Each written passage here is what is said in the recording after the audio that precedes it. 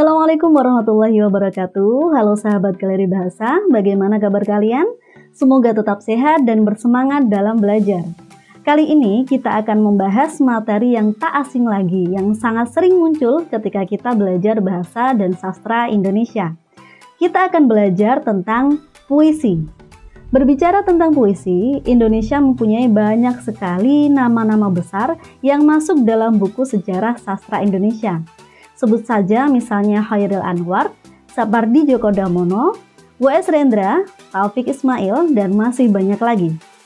Kemahiran mereka dalam mengolah kata-kata serta pandai melihat situasi yang membuat nama mereka menjadi besar dan dikenal sebagai sosok yang berpengaruh dalam hal revolusi. Secara tidak langsung, mereka turut andil dalam membangun Indonesia karena tidak sedikit karya mereka yang secara tidak langsung mempengaruhi moral dan pemikiran bangsa. Dengan pesatnya perkembangan teknologi dan informasi, puisi saat ini juga sangat mudah untuk kita temui. Yuk kita kenalan dengan puisi lebih jauh lagi. Siapkan catatanmu, jangan lupa untuk mencatat dan membuat peta konsep.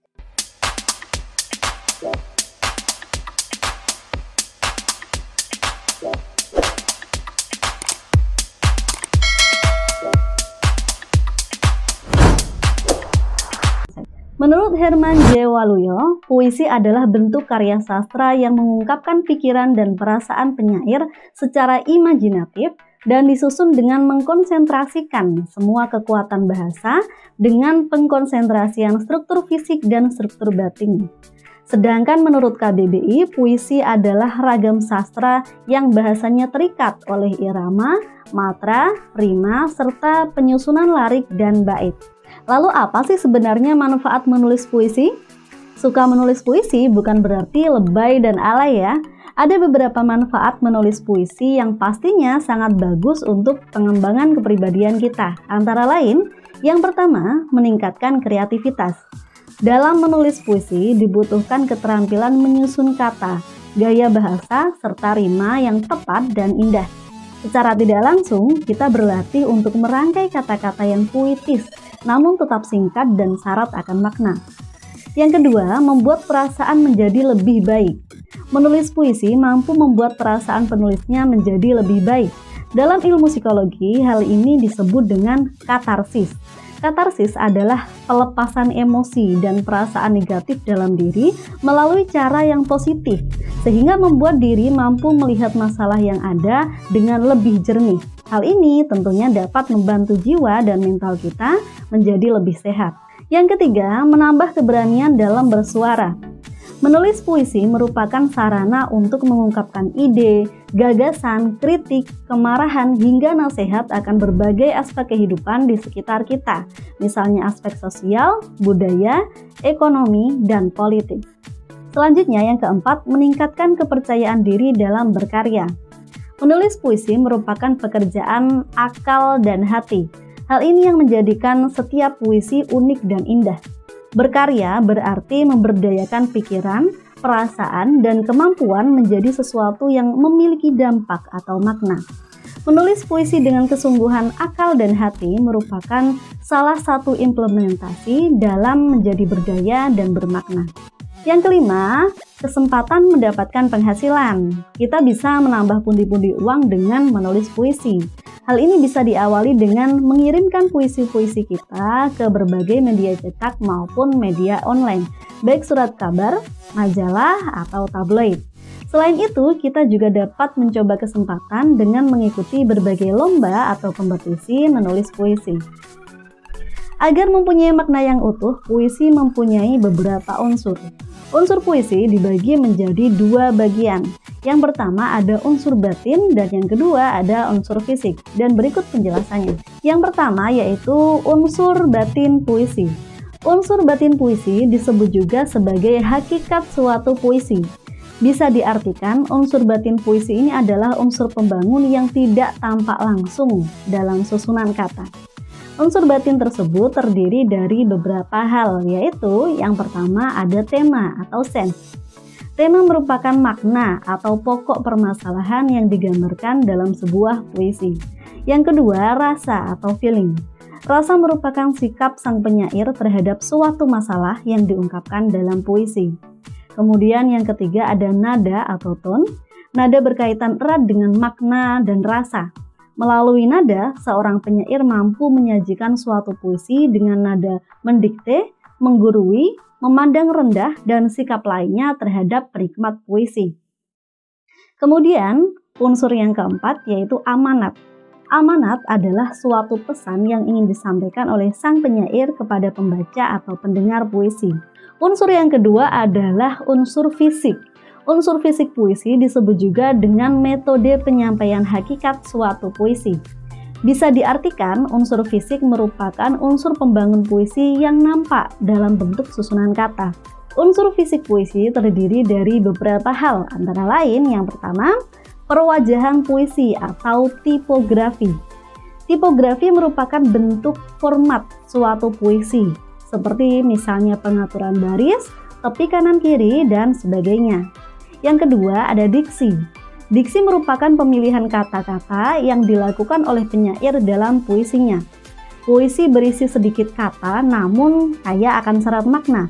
Maka dari itu, pilihlah kata secermat mungkin. Misalnya, jika kita mau membuat puisi bertema pahlawan untuk menggambarkan pahlawan yang telah meninggal, kata apa yang pantas kita pilih? Wafat, gugur, mati, atau binasa? Tentu kita akan memilih kata gugur. Seperti itulah yang dinamakan dengan diksi. Yang ketiga yaitu imaji.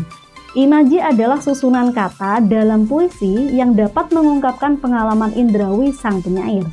Imaji dapat dibagi menjadi 3. Ada imaji suara, imaji penglihatan, dan imaji yang dapat disentuh, diraba atau dirasa, atau imaji taktil.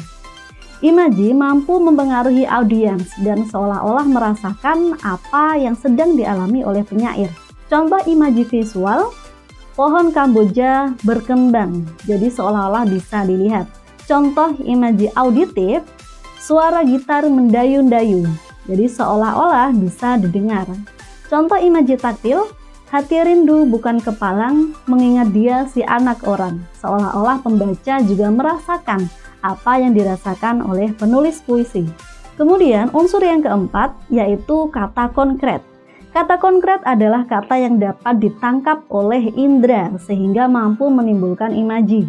Kata-kata ini berhubungan dengan kiasan atau lambang. Misalnya penggunaan kata salju untuk menggambarkan atau menjelaskan kebekuan jiwa. Kemudian yang kelima ada gaya bahasa. Gaya bahasa yaitu penggunaan bahasa yang mampu menghidupkan dan menimbulkan makna konotasi dengan menggunakan bahasa yang figuratif.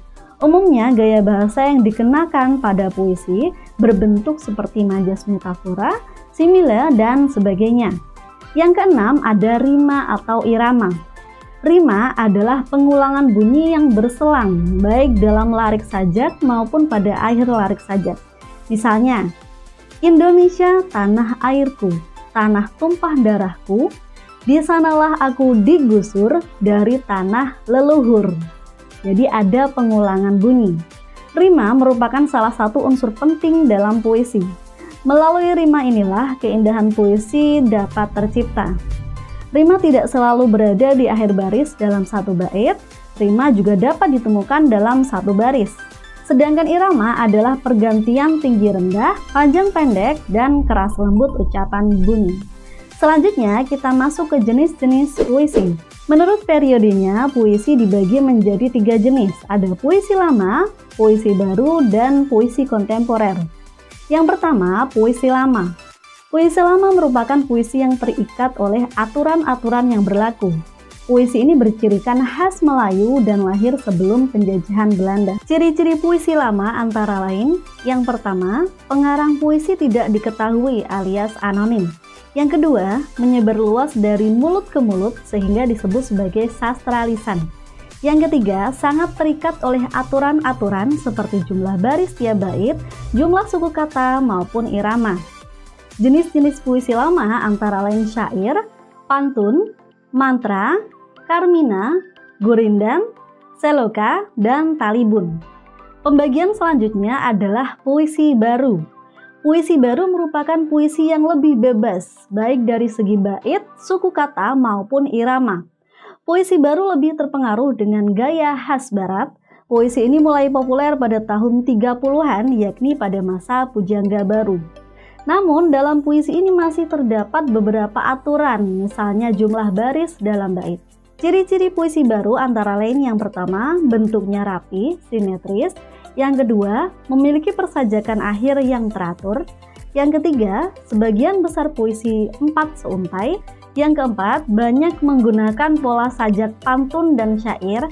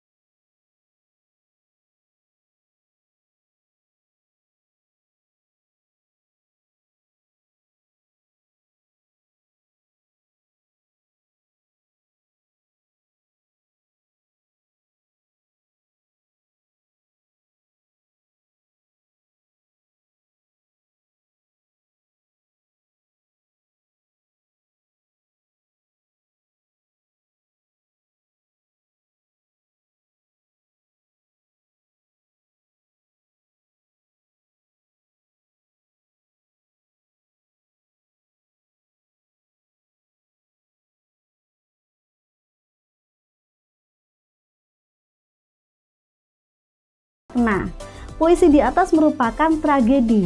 Baris-baris puisi yang membentuk zigzag mengandung makna terjadinya lika-liku dalam perjalanan perkawinan itu. Pada akhir puisi ini, kawin dan kasih itu menjadi kaku atau mati. Ku diawali huruf kapital menyatakan bahwa mereka kembali kepada Tuhan. Selanjutnya kita akan membahas pembacaan puisi. Walaupun sama-sama pembacaan karya sastra, membaca cerpen dengan membaca puisi tentunya berbeda. Membaca cerpen bisa dikatakan membaca hubungan antar kalimat, sedangkan membaca puisi adalah membaca hubungan antar kata. Ini yang membuatnya sedikit sulit, karena jika salah memberikan nada dan pemenggalan atau perhentian, maka akan menimbulkan makna lain. Ada dua macam kegiatan membaca puisi. Membaca puisi yang bertujuan sekadar mengetahui dan memahami isinya, dan membaca puisi yang bertujuan untuk menimbulkan keindahan bacaan, seperti yang sering dilombakan. Membaca puisi untuk memahami isinya mungkin tak banyak menimbulkan kesulitan karena tidak menuntut persyaratan khusus, misal suara yang baik, suara yang keras, kesesuaian gerak, dan penjiwaan. Namun untuk pembacaan puisi secara nyaring, artinya membaca untuk didengarkan orang lain, harus memperhatikan beberapa hal, antara lain yang pertama, rima dan irama. Rima adalah pengulangan bunyi, sedangkan irama adalah pergantian tinggi rendah, panjang pendek, dan keras lembut ucapan bunyi. Yang kedua, artikulasi atau kejelasan suara. Artinya, suara kita dalam membaca puisi harus jelas. Misalnya saja dalam mengucapkan huruf-huruf vokal A, I, U, E, O. Yang ketiga, ekspresi wajah. Artinya, ekspresi wajah kita harus bisa disesuaikan dengan isi puisi. Ketika puisi yang kita bacakan adalah puisi sedih, maka ekspresi wajah kita pun harus bisa menggambarkan isi puisi sedih tersebut. Yang keempat, mengatur pernapasan. Artinya pernapasan harus diatur, jangan tergesa-gesa, sehingga tidak akan mengganggu ketika kita membaca puisi. Dan yang kelima, penampilan. Artinya kepribadian atau sikap kita saat di panggung usahakan harus tenang, tak gelisah, tak gugup, dan meyakinkan alias tidak demam panggung. Kemudian yang terakhir ada intonasi. Intonasi adalah ketepatan penyajian dalam menentukan keras lemahnya pengucapan suatu kata. Intonasi dibagi menjadi dua, yaitu tekanan dinamik adalah tekanan pada kata-kata yang dianggap penting, dan tekanan tempo yaitu cepat lambat pengucapan suku kata atau kata. Puisi dapat dialihwahanakan menjadi bentuk lain yang sangat beragam. Bisa dialihwahanakan menjadi cerpen, komik, juga lagu. Nah, yang paling sering kita jumpai adalah alihwahana ke dalam bentuk lagu yang biasa disebut dengan musikalisasi puisi. Kata musikalisasi jika menilik pada KBBI berarti menjadikan sesuatu dalam bentuk musik. Di Wikipedia, musik puisi adalah genre seni dari seni pertunjukan yang merupakan hasil kolaborasi antara penyajian puisi dan musik. Dalam realitanya, ada yang menampilkannya dengan menyajikan puisi secara musikal, mengubah puisi menjadi sebuah lagu, atau membaca puisi dengan diiringi musik. Ada beberapa jenis musikalisasi puisi. Yang pertama, musikalisasi puisi lagu. Musikalisasi puisi lagu adalah pengubahan puisi menjadi sebuah lagu. Dalam pementasan, puisi diolah menjadi lirik lagu yang dinyanyikan dengan diiringi musik. Musikalisasi puisi ini sudah sejak lama dipentaskan di banyak seni pertunjukan. Kelompok musik bimbo banyak meminang sajak-sajak Taufik Ismail, misalnya lagu Sajadah Panjang. Yang kedua, musikalisasi puisi iringan. Musikalisasi puisi iringan adalah pembacaan puisi yang diiringi dengan permainan instrumen musik. Dalam pementasan, puisi tidak dinyanyikan seperti pada musikalisasi puisi murni, namun tetap dikolaborasikan dengan iringan instrumen musik seperti biola, gitar, dan semacamnya. Yang ketiga, musikalisasi puisi campuran. Artinya kombinasi antara musikalisasi puisi lagu dan iringan. Dalam pementasan, puisi dibaca secara murni dengan diiringi instrumen musik yang dipadukan dengan menyanyikan puisi yang sama. Yang kelima, musikalisasi puisi total. Artinya penerjemahan puisi ke dalam instrumen musik. Dalam pementasan hanya ada penampilan instrumen musik yang menerjemahkan sebuah puisi tanpa adanya pembacaan teks puisi. Demikianlah materi puisi yang dapat kita ulas kali ini. Semoga bermanfaat. Tetap sehat, tetap semangat. Wassalamualaikum warahmatullahi wabarakatuh.